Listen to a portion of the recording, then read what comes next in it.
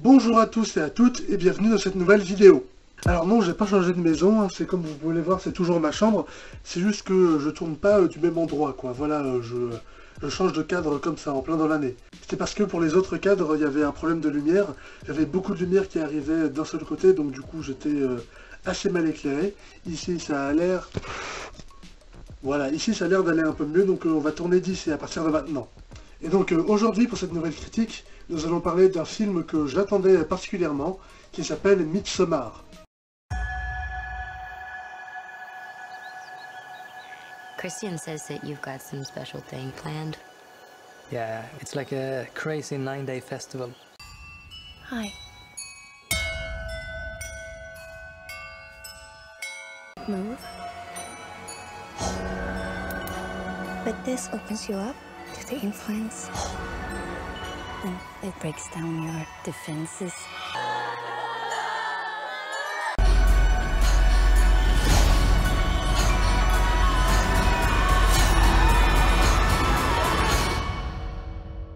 You're gonna love it.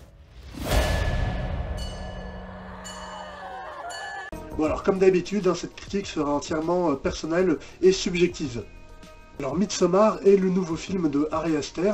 Ari Aster qui est un réalisateur que vous ne connaissez sans doute pas, parce qu'il n'est pas encore très connu. Il a juste réalisé un film qui s'est fait un petit peu remarquer l'année dernière, qui s'appelait Hérédité. Donc Hérédité qui était un film d'horreur que j'ai vu par curiosité, parce qu'il avait l'air bien, et qui était au final excellent, que j'ai beaucoup aimé, que j'ai mis 6ème de mon top de l'année 2018. Et donc à peine un an après, il revient déjà avec ce nouveau film d'horreur, qui s'appelle donc Midsommar. Bah alors déjà, le film était bien. Voilà, le film était très bien, et je l'ai plutôt bien aimé. Personnellement, j'ai préféré Hérédité, mais celui-là aussi, il était vraiment très bien. Si j'ai davantage apprécié Hérédité que Midsommar, c'était parce que Hérédité était davantage un peu plus... il était un peu plus conventionnel que Midsommar. Même Midsommar, lui aussi, en lui-même, c'est pas un film d'horreur conventionnel, mais... enfin, non, je veux dire, Hérédité aussi n'était pas un film conventionnel, mais il était un peu... Ce que j'avais envie de dire, c'est que c'était dans un environnement qu'on connaissait, quoi. C'était une famille avec... dans une ville, avec une maison, quoi. Voilà, donc la maison hantée pour le film d'horreur. Donc, même si le film, au final, utilisait des codes et avait une réalisation très peu conventionnelle, ce qui a fait... qui a beaucoup surpris et qui a fait beaucoup apprécier le film, là, dans Midsommar, c'est quelque chose de très différent.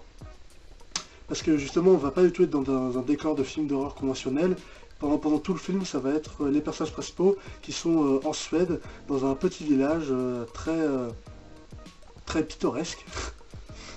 Et donc un village assez peu conventionnel, et donc on a assez peu l'habitude de voir au cinéma. Donc pendant tout le film, on va se retrouver dans ce village au milieu de la prairie, de la forêt, et donc c'est pas vraiment un décor de film d'horreur, et donc c'est pour ça aussi que celui-là est moins conventionnel que Hérédité, où là il y avait des trucs, où il y avait des bases où on pouvait un peu plus se poser. Ce qui est bien avec Midsommar, c'est que Ari Aster va continuer à reprendre, les vieux clichés des films d'horreur pour casser les codes ensuite. Dans Hérédité, c'était la vieille famille comment dire, c'est quoi le mot? Voilà, qui fait face à un deuil, qui doit faire un deuil, et qui donc va subir beaucoup d'événements paranormaux. Dans Midsommar, là, c'est le groupe de potes, quoi. Le groupe de jeunes adolescents qui vont aller dans un endroit pour faire la fête, et qui vont vite se rendre compte que ça va pas être vraiment la fête pour eux. Bon, même si là, dans Midsommar, les jeunes vont pas dans ce village pour faire la fête, ça reprend à peu près ce thème-là, quoi, voilà. C'est le groupe d'adolescents classiques de films d'horreur qui va en prendre plein la figure, sauf que là, dans le film, Ari Aster reprend ce vieux cliché, sauf que il casse les codes, comme dans Hérédité. Autre cassage de codes, si je peux dire, c'est que l'entièreté du film se déroule de jour. Voilà.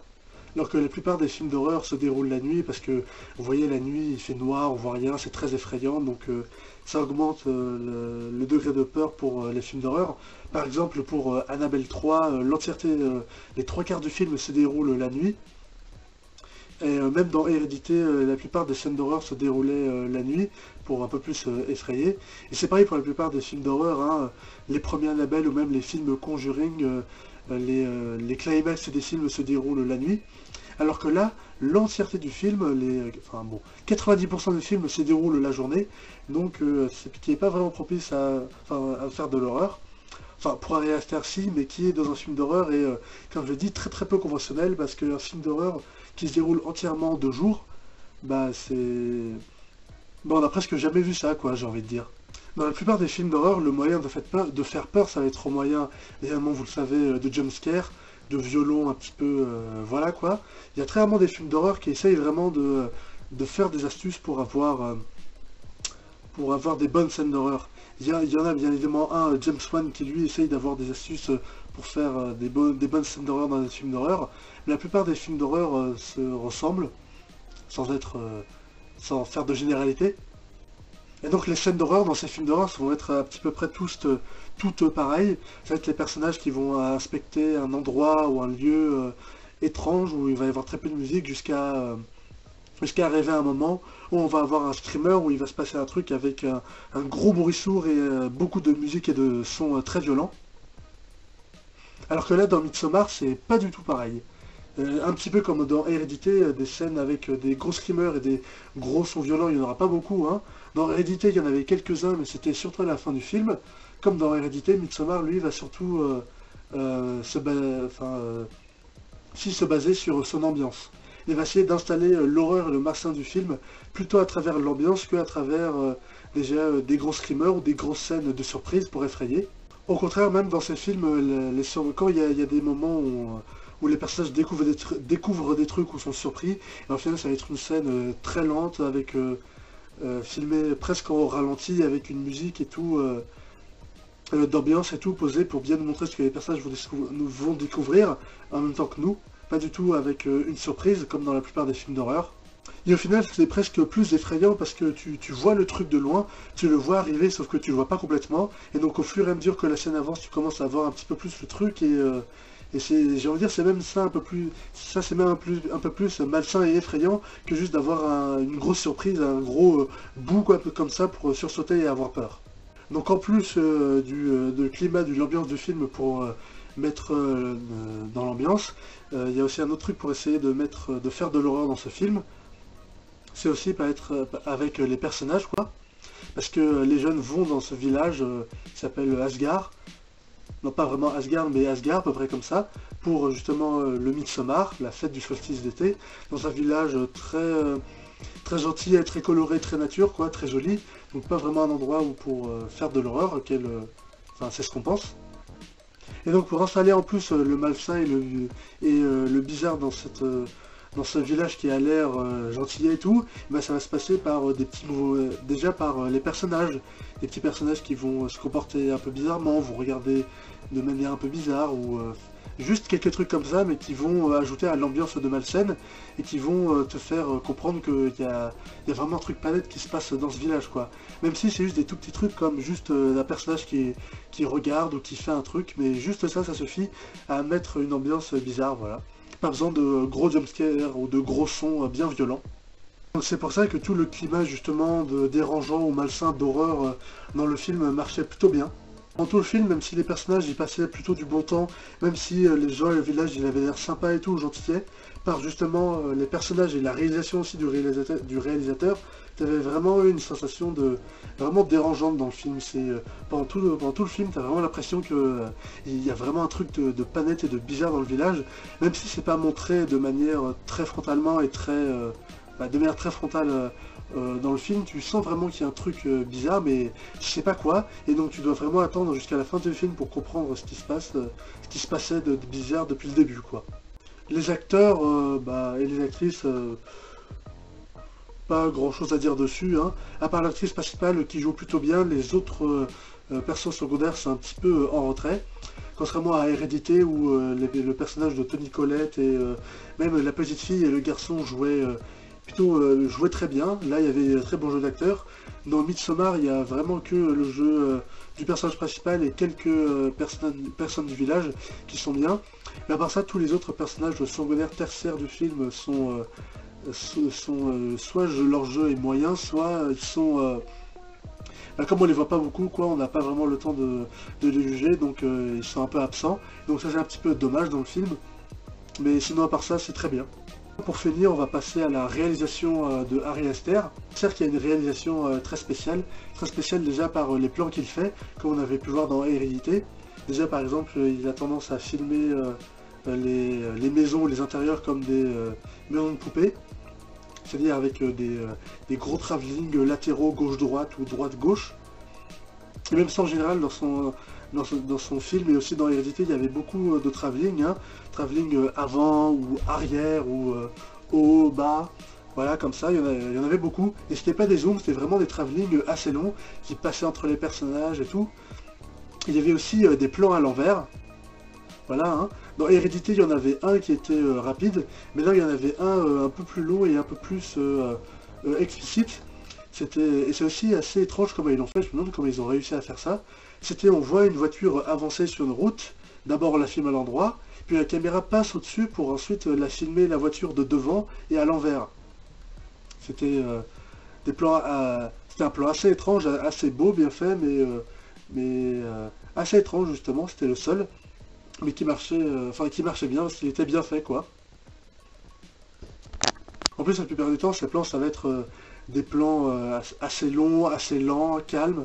Il n'y a pas vraiment de ralenti, mais ça va souvent être justement des très grands travelling très longs et qui avancent très lentement. Et malgré ça, les 2 heures du film passent plutôt bien, il n'y a aucun moment où on s'ennuie, où il y a des longueurs dans le film. Un truc de réalisation du réalisateur qui est plutôt explicite. Enfin explicite ça veut dire que on le voit vraiment quoi, n'importe qui pourrait le voir. C'est justement le système de déformation. Et à un moment dans le film, sans trop vous spoiler, il y a des personnages qui sont un petit peu dans les vapes. Et donc pour exprimer ça, le réalisateur a simplement mis un filtre de déformation sur l'image pour que tout semble déformé. Enfin pas complètement parce que justement c'est ça le truc, c'est que tous les personnages dans l'image sont nets quoi, ils sont normales, mais c'est juste le décor derrière, c'est-à-dire les arbres, la prairie et le ciel qui est déformé. Et c'est vraiment bizarre parce que d'habitude quand je mets un logiciel de déformation, il y a moi et le décor derrière qui est entièrement déformé.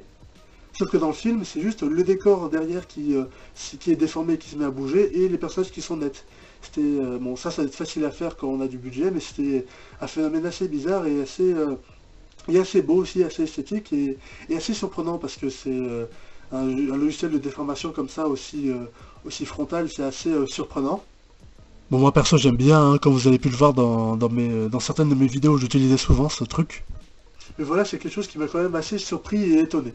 D'ailleurs c'est des plans très calmes et qui sont souvent aussi très longs, hein, assez longs. Presque, c'est des plans séquences, hein. Il y en a 2-3 dans le film et quand c'est pas des plans séquences, c'est des plans quand même assez longs qui durent plusieurs minutes quand même. Avec aussi dans son film de très beaux jeux de cadrage, comme je l'ai dit avec la maison de poupée. Mais des fois aussi, par exemple, quand il filme les maisons, quand il filme les personnages ou les tables, il y a en plan zénithaux ou en plan normal, quoi, de plan pied, il y a de très intéressants cadrages à la disposition des personnages et tout. Il y avait ça aussi dans Hérédité, et là aussi il y a ça dans Midsommar, sauf qu'avec les décors et les costumes c'est un peu plus joli, c'est un peu plus intéressant, mais c'est très bien. Hein, donc avec des plans très longs en travelling qui parfois juste avancent pour nous montrer des endroits qui suivent les personnages quand ils se déplacent ou même quand ils sont assis et qu'ils se lèvent ou qu'ils se rassoient. Donc la caméra qui suit les personnages ou non. Voilà, alors d'habitude quand j'ai aimé un film, je vous inciterai à aller le voir, sauf que là, Midsommar comme Hérédité, c'est un film très spécial. Hérédité c'était un film d'horreur très spécial, très effrayant et assez peu conventionnel, parce que là, Midsommar, ça l'est encore plus. C'est un film qui se déroule entièrement de journée, qui va pas marcher au jumpscare et va marcher justement à son ambiance, à son climat, donc vous attendez pas à voir des gros jumpscares et gros jumpscares et des gros sons et des gros cris des personnages toutes les 2 minutes. Et ça va vraiment être très long et très posé, mais très dérangeant. Pas aussi de par son climat, mais aussi de par ses images. Par exemple, là où dans Hérédité, c'était un peu plus par le climat, là il va y avoir quand même un peu plus d'images et de scènes dérangeantes, vraiment on va le dire, sans trop vous spoiler. Donc c'est pas vraiment un film, Midsommar, c'est pas vraiment un film d'horreur qu'on va voir entre amis avec du popcorn pour rigoler comme Annabelle ou Conjuring. Là c'est vraiment un vrai film d'horreur psychologique dérangeant et effrayant. Donc c'est pas un truc à aller voir le soir pour s'amuser, c'est vraiment un truc pour aller voir pour regarder et pour avoir peur quoi. Parce que pour le coup c'est assez dérangeant, il y a beaucoup de scènes et de moments assez dérangeants. Qu'on ne trouverait pas dans des films d'horreur grand public justement. Donc c'est pour ça que justement Je vous dis que le film est très bien, mais je vous préviens aussi si vous allez le voir. Voilà. Et voilà, cette vidéo est à présent terminée. Merci à vous de l'avoir regardé jusqu'au bout. N'hésitez pas à mettre un pouce en l'air si ça vous a plu, et à me dire dans les commentaires ce que vous en avez pensé. Partagez ma vidéo sur les réseaux sociaux, et abonnez-vous à ma chaîne YouTube pour ne rien manquer de mes prochaines vidéos. Salut!